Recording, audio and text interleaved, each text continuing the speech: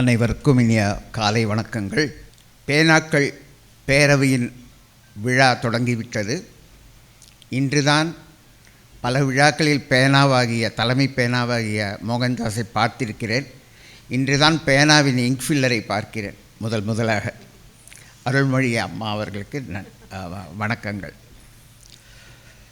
இங்கே ஆசான் திருப்பூர் கிருஷ்ணன் அவர்கள் உரையாற்றினார். அவர் காமராஜ் காலத்தை சேர்ந்தவர். அவர் தூய்மையான தமிழால் உங்களை மகிழ்வித்தார். அவர் தேசிய காமராஜ் காலத்தை சேர்ந்தவர் என்பதால் அவர் பாணியில் அவர் உரையாற்றினார். நான் விஜய் முதல்வராக இருக்கும் இந்த கால எழுத்தாளர். நான் அவரை தான் பின்பற்ற முடியும். அதிகம் பேச மாட்டேன் அவரை போல. ஆனால் பரிமேலழகரின் மீது பற்று உள்ளவர் நம் முதல்வர். கண்ணோடு கண் நோக்குவார், ஆனால் வாய் பேசாது. அதுபோல் நானும் பரிமேலழகரின் பாணியில் பேசுகிறேன். இங்கே ஆசானின் பேச்சை கேட்ட பிறகு பிரமித்து போயிருக்கிறேன். ஏனென்றால் நான் விஜய் போல் ஒரே ஒரு வார்த்தை சொல்வேன். இங்கே காணவில்லை, நல்லியையும் காணவில்லை, அசோக்கரையும் காணவில்லை. எதனால் என்று யோசித்தேன். நான் இந்த விழாவுக்கு புறப்பட்ட போது என் தந்தையார் சித்திராலயா வகுப்பு ஞாயிற்றுக்கிழமை கூட வீட்டில் இல்லாமல் எங்கே போகிறேன்னு கேட்டார். இந்த மாதிரி ஒரு நூல் வெளியீட்டு விழாக்கு போகிறேன். அப்படியா? அப்போ நல்லி நம்ம திருப்பூர் கிருஷ்ணன் நிகழ்ச்சியை தொகுக்கிற சந்திரமோகன் எல்லோரும் நான் விசாரித்தேன்னு சொல்லு. நான் எந்த விழாக்கு போகிறேன், இன்விடேஷன் கூட உனக்கு காட்டலையே அப்படின்னு. அவங்க கர்மா இதானே, எல்லா புத்தக நூல் அவங்க தானே வெளியிடுவாங்க, அப்போ தானே ராசி அப்படின்னு சொன்னார். உண்மையிலேயே இன்று பாருங்கள், பொதுவாக நான் பல நூல் வெளியீட்டு விழாக்களுக்கு சென்றிருக்கிறேன். மிகவும் லக்ஷ்மீகரமாக நடக்கும். சர்வாலங்கார பூஷிதைகளாக எழுத்தாளர் பெண்கள். நான் வந்து சுக்கிரன் பலம் உள்ள லிப்ரா துளாராசி. எனக்கு பெண்கள் தான் அழைப்பு விடுவாங்க புத்தகங்களை வெளியிட. ஆண் எழுத்தாளர்களை யாரும் கூப்பிடுறதில்லை. இது வரைக்கும் 25 பெண்கள் புக்கை வெளியிட்டிருக்கேன். ஸோ அந்த வகையில் லக்ஷ்மிகரமாக தான் நடக்கும் எல்லா விழாக்களும். சர்வாலங்கார பூஷிதைகளாக பட்டு போடவை தக ஆபரணங்கள் மின்ன மேடையில் அவர்கள் நடமாடுவார்கள். தள்ளி கூட ஏற இறங்க பார்ப்பார், நம் கடையில் வாங்கிய புடவையா என்று. ஆனால் இந்த விழாவில் ஒரு மாறுதலை காண்கிறேன். காரணம், அதற்கு நான் திருப்பூர் ஐயாவை தான் சொல்வேன். வழக்கமாக அவர் பங்கேற்கும் விழாக்களில் லக்ஷ்மி ஜகா வாங்கி விடுவார். சரஸ்வதி கடாட்சமாக தான் இருக்கும். காரணம், அவர் தமிழும் அவர் இலக்கிய அறிவும் அமுதஸ்வரூபியாக பொழியும் அவர் தமிழ். இங்கே எழுத்தாளர் நமது ஜுவாலா, அகிலா ஜுவாலாவை நான் அப்படி தான் எதிர்பார்த்தேன். தகதகும் பட்டுப்புடவை, ஆபரணங்கள், பெரிய கொண்டை என்று மிக எளிமையாக இருந்தார். அதில் அவர் நூலும் அதே போல் எளிமையாக இருக்கிறது. ஆக திருப்பூர் ஐயா நடமாடும் இடங்களில் லக்ஷ்மி ஜகா வாங்கி விடுவாள் என்று நான் சொன்னது இன்றும் நிரூபணமாகி இருக்கிறது. இன்று பல விஷயங்கள், பொதுவாக கர்மா பற்றி பேச பெண்கள் எப்போது யோசிப்பார்? பெண்கள் கர்மாவை பற்றி நினைத்து பார்ப்பது கூட இல்லை.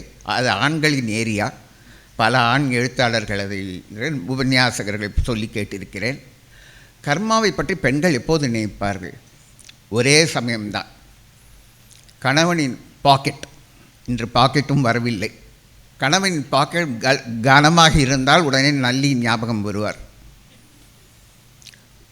பாக்கெட் கனம் இல்லாமல் சற்று குறைவாக இருந்தாலும் திருப்பூர் காட்டன் ஞாபகம் வரும். பாக்கெட்டில் ஒன்றுமே இல்லை என்றால் என் கர்மா இந்த ஆளுக்கு வாக்கப்பட்டது. அப்போதுதான் அவர்கள் கர்மாவை பற்றி நினைப்பார்கள். மற்றபடி கர்மாவுக்கும் பெண்களுக்கும் சம்பந்தம் இல்லை. ஆனால் இங்கே ஒரு பெண்மணி கர்மாவை கையாண்டிருக்கிறார். குருக்ஷேத்திர காட்சியை நினைவுபடுத்தி பாருங்கள். பாண்டவ சேனை ஒரு புறம், கௌரவ சேனை ஒரு புறம். கண்ணன் தன் ரதத்தை நடுவில் நிறுத்துகிறான். பாஞ்ச சங்கை ஊதுகிறான். அப்போது பார்த்து காண்டீவன் சொல்கிறான், நழுவி விழுகிறது, என்னால் போர் புரிய முடியாது. உடனே கண்ணன் கீதோபதேசம் செய்கிறான். 18 அத்தியாயங்கள். ஆனால் இப்போது குருக்ஷேத்திரம் நடந்திருந்தால் கண்ணன் எனக்கு கீதோபதேசம்லாம் செய்ய டைம் இல்லை, அகிலா ஜுவாலா புக்கை படி, அது ½ அன் ஹவரில் உனக்கு கர்மானா என்னன்னு தெரிஞ்சிடும், நீ அப்புறம் போர் புரியலாம். மிக எளிமையாக ஒரு ஆர்ப்பாட்டம் இல்லாத எழுத்தில் அன்றாடம் நம் வாழ்க்கையில் நாம் எதிர்நோக்கும் சம்பவங்களில் கர்மாவை மிக அழகாக விளக்கியிருக்கிறார். நான் இந்துவில் 30 வருஷம் பணியாற்றினேன். என் கர்மா அது. ஏனென்றால் ஒரு முறை ராமானுஜர் ஒரு பிரம்மசூத்திரத்தில் ஒரு சந்தேகம் வந்தது. அதை ஒரு ஆச்சாரியரிடம் கேட்டபோது, நீ அவனிடம் போய் கேள் என்று ஒரு நபரை அறிமுகப்படுத்தினார். அங்கே போனபோது, எனக்கு வேலை இருக்குது, நான் வேலை செஞ்சுக்கிட்டே நான் சொல்கிறேன், நீ கேட்டுக்கோ அப்படின்னு சொல்லிவிட்டு அவர் ஆடு வெட்டி கொண்டே பிரம்மசூத்திரம் இது சொன்னார். நீர் செய்யும் தொழில் என்ன, பேசும் பேச்சு என்ன என்று ராமானுஜர் கேட்டபோது, இது என் கர்மா, அது என் ஞானம் என்றார். அதுபோல் இவர் கையாண்டிருக்கும் விஷயம் பல தத்துவ ஞானிகளால் பக்கம் பக்கமாக ஆராய்ந்து எழுதப்பட்டு அதில் கிடைக்காத விடைகள் இதில் கிடைக்கிறது. எளிமையான நூல், சாதாரணமாக ஒரு டைரி எழுதுகிற மாதிரி எழுதியிருக்காங்க அகிலா ஜுவாலா. ஆனால் அதில் எப்படி இந்த கால சம்பவங்களையும் அந்த கால தத்துவங்களையும் ஒரு பாலம் அமைத்து மிக அழகாக எழுதியிருக்கிறார். பொதுவாக 5இல் விளையாதது 50இல் விளையாது என்று ஒரு பழமொழி இருக்கிறது. இது என்ன பழமொழி என்று பல காலமாக நான் யோசித்திருக்கிறேன். 50 வயசில் முடி கொட்டிடும், முடி வளராது, பல் வளராது, நகம் வளராது. அது என்ன, அதுக்கு ஒரு பழமொழி என்ன, 5 வயதில் விளையாதது 50இலும் விளையாது அப்படின்னு. ஸோ நம்ம பழமொழி மருவி போய்விட்டது.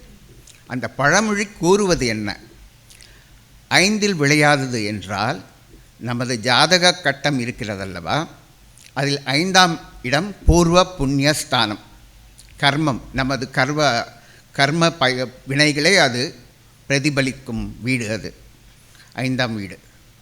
அந்த 5இல் நம் மூதாதையர்கள் செய்த நல்ல கர்மாக்கள் அது இல்லை என்றால் 50களால் நம்மை காப்பாற்ற முடியாது. 50 யார், 50 இல்லை, 50. அதாவது சூரிய சந்திரன் அன்றாடம் நிலை மாறுகிறது, அதனால் அதை விட்டுவிட வேண்டும். ராகு கேத்து நிழல் கிரகங்கள், ராகு சனியின் வேலையையும் கேத்து செவ்வாயின் வேலையும் செய்வதால் அது 2ம் கணக்கில் கொள்ளக்கூடாது. மீதி 5 பதிகள், பதி என்றால் செவ்வாய் என்னும் அங்காரகன், புதன், குரு என்கிற வியாழன், சுக்கிரன் என்கிற வெள்ளி, சனி, 5 பதிகள். 5இல், அதாவது 5ஆம் வீட்டில் நல்ல கர்மாக்கள் இல்லை என்றால் இந்த 5 கிரகங்களால் நல்ல காரியங்களை செய்ய முடியாது. இதுதான் உண்மையான அந்த பழமொழியின் அர்த்தம். இதை நாம் புரிந்து கொள்ள தவறிவிட்டோம். கர்மா என்பது வழி வழியாக வருகிறது. நாம் செய்யும், ஒரு முறை ராம் என்னிடம் கேட்டார், ஹிந்து ராம், இங்கே ஆன்மீக ராம் இருக்கிறார், அவர் அந்த எக்ஸ்ட்ரீம், அவர் அந்த ராம், இவருக்கு ஜி போட்டால் பிடிக்கும், அவருக்கு ஜி போட்டால் பிடிக்காது. அந்த ராம் என்னிடம் கேட்டார், வாட் இஸ் கர்மா? எல்லோரும் சொல்கிறாங்க கர்மா, வாட் இஸ் கர்மா அப்படி. நான் என்னால் அவர்கிட்ட என்ன பதில் சொல்ல முடியும்? 150 வருட பத்திரிகை நாளிதழின் தலைவர், நீங்கள் கோடி கோடியாக ஷேர்ஸ் வச்சுருக்கீங்க, அப்படிப்பட்டவர் உங்ககிட்ட சம்பளம் வாங்குகிற என்கிட்ட நீங்கள் கர்மானா என்னன்னு கேட்குறீங்களா? அது உங்கள் கர்மா, பதில் சொல்கிறது என்னோடய கர்மா அப்படின்னு சொல்லி. அந்த மாதிரி கர்மா என்கிறது ஒரு எக்ஸ்ப்ளோசிவ் திங், ஆக்ஷன் தான் அது. அதுக்கு நேர்மறை எதிர்மறை, அது நேர்மறை சொல்லா எதிர்மறை சொல்லா அப்படின்னு பார்த்தா கர்மா இஸ் எ 2-way sword. சிலருக்கு நேர்மறையாக இருக்கும்போது சிலருக்கு அது எதிர்மறையாக மாறும். இந்த கர்மா வழி வழியாக வருகிறது என்று சிலர் நம்ப மாட்டார்கள். ஆனால் அது எப்படி வருகிறது என்றதை நான் சொல்கிறேன். இந்த நூல் படிப்பவர்களுக்கு இது தெரிந்து கொள்ள வேண்டும். கர்மா எப்படி வழி வழியாக வருகிறது. நாம் இறந்து விடுகிறோம், நம் உடலிலிருந்து ஆன்மா பிரிகிறது, நாம் செய்யும் ஆக்ஷன்ஸ்க்கு ரியாக்ஷன்ஸ் உண்டு.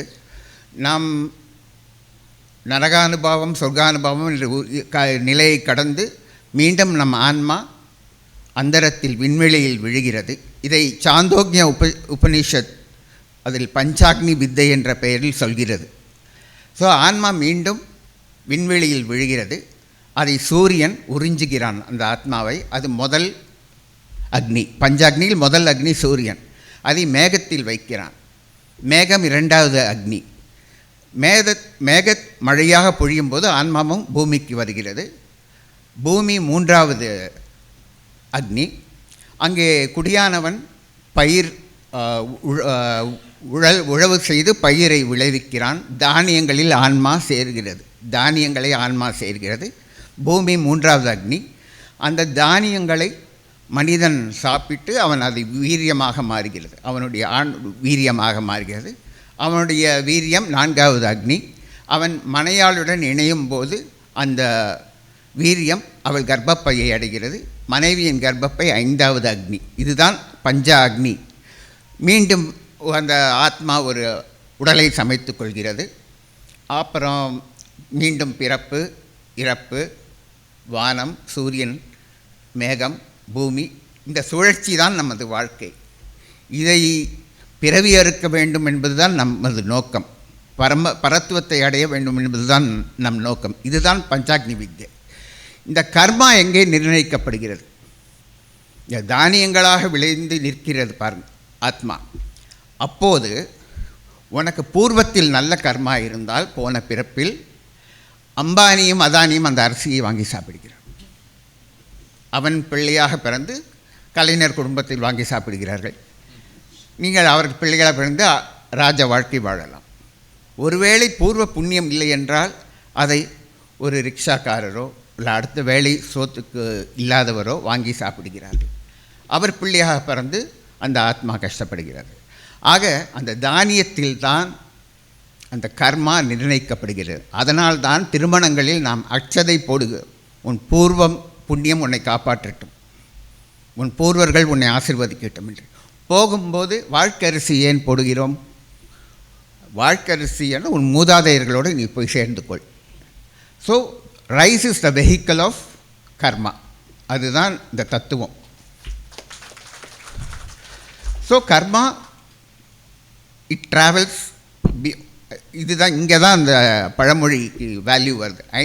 ஐந்தில் விளையாதது 50 விளையாது என்றால் 5 நல்ல கர்மாக்கள் இருக்க வேண்டும். இது போன்ற ஒரு பல விஷயங்கள்.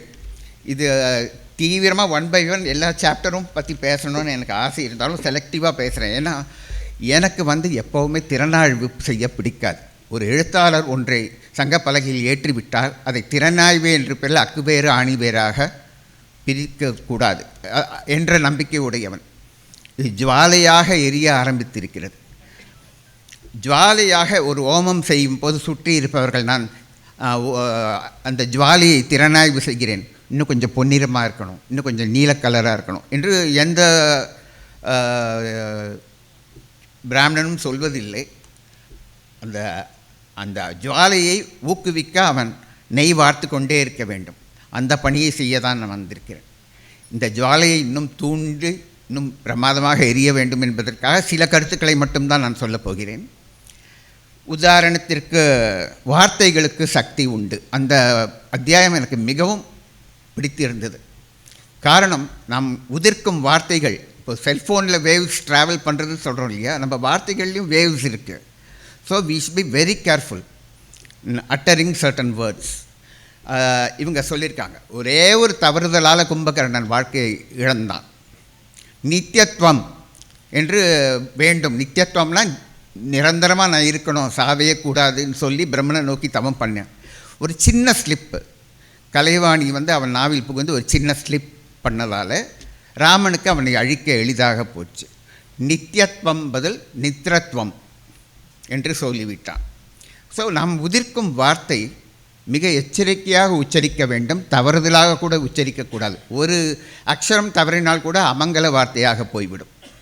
அதற்காக நம்மை கூடியவரையில் பாசிட்டிவ் ஸ்பீச் பேச. உப்பு வீட்டில் உப்பு இல்லைன்னா வெள்ளை சர்க்கரை இல்லைன்னு தான் சொல்லணும் அப்படின்னு எங்கள் பாட்டி சொல்லுவாங்க. ஸோ நெகட்டிவ் எதிர்மறையான சொற்களை சொல்லக்கூடாது என்று. இந்த நூலில் இந்த பர்டிகுலர் சாப்டர் வார்த்தைகளுக்கு சக்தி உண்டு. அதில் வந்து அவங்க பேசியிருக்காங்க, நம்ம பேசுகிற பேச்சு எப்படி ட்ராவல்ஸ் அண்ட் இன்ஃப்ளூயன்சஸ் அதர்ஸ். இப்போ வந்து பல தலைவர்கள் சில வார்த்தைகளுக்கு தங்களோட பிராண்டாக வச்சுருக்காங்க. மித்ரம் அப்படின்னு ஒருத்தர் சொன்னால் உடனே ஒரு ஓவேஷன் வருது. அது என்ன தெரியுமா, அந்த வார்த்தையோட சக்தி அது மக்களை தூண்ட செய்கிறது, வசியப்படுத்தி அவர் தலைவர்கள் சில வார்த்தைகளால் மக்களை வசியப்படுத்தி வைத்திருக்கிறார்கள். உடன்பிறப்பே என்று கரகரத்த குரலில் கலைஞர் சொன்னால் ஹா என்று கைத்தட்டுகிறார்கள். அன்பான இரத்தத்தின் இரத்தமே என்று ஜெயலலிதா சொன்னால் அதற்கு ஒரு கைத்தட்டல். ஆக சில வார்த்தைகளுக்கு நாம் பக்குவப்பட்டுள்ளோம். அந்த வார்த்தைகளை அவர்கள் உச்சரிக்கும் போது இந்த இடத்தில் கைத்தட்டணும், இந்த இடத்துல விசில் அடிக்கணும் என்று அவங்களுக்கு தெரியும். அதே போல் நம் வீட்டில் உச்சரிக்கும் வார்த்தைகள் கூடிய வரியில் காலை முதல் இரவு வரை எதிர்மறையாக இருக்கவே கூடாது. நேர்மறையான வார்த்தைகள், பாசிட்டிவ். உதாரணத்திற்கு ஒரு வைணவர் திருவல்லிக்கேணியில் கடைக்கு போனார். ஆப்பிள் எப்படிப்பா அப்படின்னு சொல்லி கையால் எடுத்துவார். அந்த கடைக்காரன் மூட் ஸ்விங்கில் இருந்தான். சாவ்கிராக்கி அதில் வைக்காத கை போனி ஆகலை என்று சொன்னான். அந்த பிராமணன் சீக்கிரம் திருநாட்டுக்கு எழுந்தருள்வாயாக அப்படின்னு சொல்லிட்டு போயிட்டார். அந்த ஆளுக்கு அர்த்தம் புரியல. என்கிட்ட வந்து கேட்டான், என்ன அவர் இந்த மாதிரி சொன்னார், சீக்கிரம் திருநாட்டுக்கு எழுந்தருள்வாயாகன்னு சொன்னார், அப்படின்னா என்னென்ன, நீ என்ன சொன்ன அவரை திட்டினா? சாவுகிராக்கின்னு திட்டின. நீ சொன்ன சாவுகிராக்கியை பாசிட்டிவ் வார்த்தையால் அவர் சொல்லியிருக்கார். சீக்கிரம் திருநாட்டுக்கு போ அப்படின்னா மேலே போ, அதுதான். ஸோ திட்டுவதாக இருந்தால் கூட பாசிட்டிவாக திட்ட வேண்டும். இதுதான் இந்த சாப்டரில் நான் கற்றுக்கொண்ட இது. மகிழ்ச்சி கிலோ என்ன விலை, மாற்றி யோசிப்போமா, இதெல்லாம் வந்து சாதாரண ஒரு இந்த மோட்டிவேஷன் டாக்கு தான். ஆனால் கர்மாவை கொண்டு வந்து அதில் அவங்க அழகாக இணைச்சிருக்காங்க. கர்மானா என்னன்னு உங்களுக்கு எளிதாக புரியும். எல்லாத்தையும் நான் இங்கே பேசிட்டு இருந்ததுனால நீங்கள் படிக்கிறதுல ஒன்றுமே இது இருக்காது. அதான் இதை தூண்டி விடுற சில விஷயங்களை நான் இதில் உங்ககிட்ட பேசுகிறேன். இந்த கர்மானா என்ன, எப்படி அது வழி வழியாக வருது, அதெல்லாம் படிச்சுட்டு இதை படிச்சிங்கன்னா உங்களுக்கு இந்த நூல் வந்து பெரிய இது வந்து ஒரு மேனுவலாக தான் நான் சொல்லுவேன். It's not a book. இது வந்து கர்மாவும் வாழ்வியல் அனுபவங்களும். ஃப்ரிட்ஜுக்கு ஒரு மேனுவல் கொடுக்குற மாதிரி, டிவிக்கு ஒரு மேனுவல் கொடுக்குற மாதிரி இது ஒரு மேனுவல். நீங்கள் எப்போவும் கையிலேயே வச்சுருக்கணும். எந்த அக்கேஷனில் என்ன ஏன்னா புக்கை படிச்சுட்டு நீங்கள் மறந்துடுவீங்க. எப்படி பாசிட்டிவாக நடந்துக்கிறதுன்னு தெரியும். இதில் கூடயே வச்சுக்கிட்டிங்கன்னா ஆஃபீஸில் எப்படி டீல் பண்ணுது, பணம் பற்றி வரைச்சே எப்படி அதுக்கு அடிமையாகக்கூடாது, செல்ஃபோனுக்கு எப்படி அடிமையாகக்கூடாது. இப்போ ரீசெண்டாக ஒரு எங்கள் தெரிந்த ஒரு வீட்டில் பொண்ணு பார்க்க சில பேர் வந்தாங்க. பொண்ணு வந்து அப்படியே நீந்துக்கிட்டே அப்படி இருந்தது. கீழே விழுந்து நமஸ்காரம் பண்ணி வாட்ஸ்அப்பில் மெசேஜ் அனுப்புகிறாங்க. உடனே லடக்குன்னு கீழே விழுது அந்த பொண்ணு. அதாவது இப்போ அவ்வளோ அடிமையாகி விட்டோம் நம்ம செல்ஃபோனுக்கு. இதை வந்து இந்த சாப்டர்ஸ்லாம் அவங்க டீல் பண்ண சாப்டர்ஸ்லாம் இந்த காலத்துக்கு நம்ம எப்படி பிரச்சனைகளை எதிர்நோக்கணும் அப்படின்ற ஒரு இது இருக்குது. ஸோ எனக்கு வந்து அதான் சொன்னேனே, அவர் பொழிஞ்ச தமிழ் அருவியாக பொழிஞ்ச பிறகு எனக்கு பேசுகிறதுக்கே அருகதை இல்லை. விஜய் மாதிரி தான் நான் பேசிகிட்ருக்கேன். ஆனால் ஜுவாலா வந்து இன்னும் கொழுந்து விட்டு எரியும்னு உறுதியாக தெரிகிறது. She is taking it seriously. ரைட்டிங்கை வந்து பல பெண்கள் வந்து ஒரு பொழுதுபோக்குக்காக, ஒரு நேமுக்காக, நம்ம புத்தகமும் வெளியிடப்பட வேண்டும் அப்படின்ற ஒரு இதுக்காக, ஒரு பகட்டுக்காக எழுதுகிறாங்க. ஆனால் இது வந்து பகட்டு இல்லாத ஒரு நூல். இது வந்து ஒரு எல்லாருக்கும் எப்படி யூஸ் ஆகும், ஒரு மேனுவல் சொல்லிட்டேன், அதுக்கப்புறம் வேறு வார்த்தையே இல்லை. இதை படித்து நீங்கள்லாம் இது அதை இம்ப்ளிமெண்ட் பண்ணணும்னு நான் வேண்டிக்கிறேன். இங்கே நம்ம தலைவர் இவர் மேட்ரிமோனியல் பஞ்சாபகேசன் அவர் இங்கே மேடையில் இல்லை, இதுவரை இருந்தார். அவரை பிடிங்க எல்லோரும். நல்ல குணவதியாக குணவான ஒரு இது வாங்கி குடும்பத்தில் இல்லறத்தில் அவங்கள வந்து பஞ்சாப் மாதிரி இருந்தாலும், புருஷனுக்கு கேசமே போயிட்டாலும் பஞ்சாபகேசன் நிச்சயம் கல்யாணத்தை முடித்து வைப்பார். அதனால் ஒரு மேனுவல் லைஃப் ஆரம்பித்து இந்த நூலை வந்து கிஃப்ட் பண்ணுங்கள் எல்லாருக்கும். இதை படித்தா காதலனோட போய் புருஷனை மலையிலேருந்து தள்ளுறது, அந்த மாதிரிலாம் சம்பவங்கள்லாம் நடக்காது. ஒரு புரிதல் தன்மை வரும் கணவனுக்கும் மனைவிக்கும். அதுக்கு இது உத்தரவாதம் இந்த நூல். இதை படித்து அவங்க வாழ்க்கையை தொடங்கணும்னு சொல்லி இந்த வாய்ப்புக்கு நன்றி கொடுத்த பேனாக்கள் மோகன்தாஸுக்கு நன்றி சொல்கிறேன் ஸ்பெஷலாக. அப்புறம் இங்கே முக்கியமான ஒரு விஷயம், எல்லா இடத்துலையும் குடும்ப ஆட்சி வச்சு கஷ்டமாக இருக்குது, எழுத்தில் மட்டும் குடும்ப ஆட்சி வச்சு ரொம்ப சந்தோஷமாக இருக்குது. ஸோ தாத்தா பேத்தி இப்போ வருங்கால அடுத்த தலைமுறை உருவாகிட்டுருக்கு. ஸோ தொடர்ந்து எல்லா குடும்பங்கள் இலக்கியத்தையும் தமிழையும் காப்பாற்றணும்னு. தாத்தாவே இளம் போர்னார்னா இவங்களெல்லாம் எப்படி சொல்கிறது, குமரின்னு சொல்கிறதா நங்கைன்னு சொல்கிறதா. ஸோ நல்ல எதிர்காலம் இருக்குது அம்மையாக இருக்குது. இன்னும் சீரியஸாக இதில் ஒரே ஒரு வேண்டுகோள் மட்டும் நான் விடுறேன். இது தியேட்டரில் பாப்கார்ன் சாப்பிட்ற மாதிரி இருக்குது. இன்னும் ஆழ உழன்று இந்த மாதிரி பெண்களுக்கு இந்த மாதிரி சீரியஸ் ரைட்டிங்லாம் பிடிக்காது. நீங்கள் இந்த சீரியஸ் ரைட்டை யானைக்கு மருந்து கொடுக்குற மாதிரி, யானைக்கு உருளைக்கிழங்குல மருந்து வச்சு கொடுக்குற மாதிரி இந்த மாதிரி மோட்டிவேஷன் ரைட்டிங்கில் நீங்கள் தத்வார்த்த விஷயங்களை கொடுத்தீங்கன்னா பெண்களுக்கு அது போய் சேரும். ஆண்கள் தத்வார்த்தம் பற்றி தேவைச்சு அவங்களே யூஸ் பண்ணிப்பாங்க. ஆனால் பெண்கள் தத்வார்த்தக்கிட்டே போகிறது இல்லை. நீங்கள் இந்த மாதிரி சுகர் கோட்டட் பில்ஸாக எழுதலாம், நிறைய எழுதலாம். உங்களுக்கு அந்த இது இருக்குது, கெப்பாசிட்டி. மற்றபடி சந்திரமோகனுக்கு ஸ்பெஷல் தேங்க்ஸு. குற்றம் கண்டுபிடித்து பேர் வாங்குவவர்கள் நிகழ்ச்சியை தொகுத்தே பேர் வாங்கி கொண்டிருக்கிறார். அது தேசிய விருதே வாங்கிடுவார் அந்த இதில். ஸோ வாழ்த்துறேன். அனைவருக்கும் மிக நன்றி. காலச்சக்கரம் நரசிம்மா அவர்களுக்கு நன்றி. அடுத்து உரையாற்ற வருபவர், வளர்ந்து வரும் கலைஞர்களுக்கு உற்சாகமாய் ஒரு குரல் கேட்கிறது என்றால் அது மக்கள் குரல் ராம்ஜியின் குரலாகத்தான் இருக்கும். இவரின் ஊக்கமான வரிகள் பலருக்கு முகவரி தந்தது. பல பக்கங்கள் தருவார், பக்காபலமாக அவர்களோடு வலம் வருவார். இவர் பேனாவில் நிரப்பும் மை, நேர்மை, உண்மை. கலைமாமணி மக்கள் குரல் ராம்ஜி அவர்களை வருக மகத்தான வாழ்த்துரை தருக.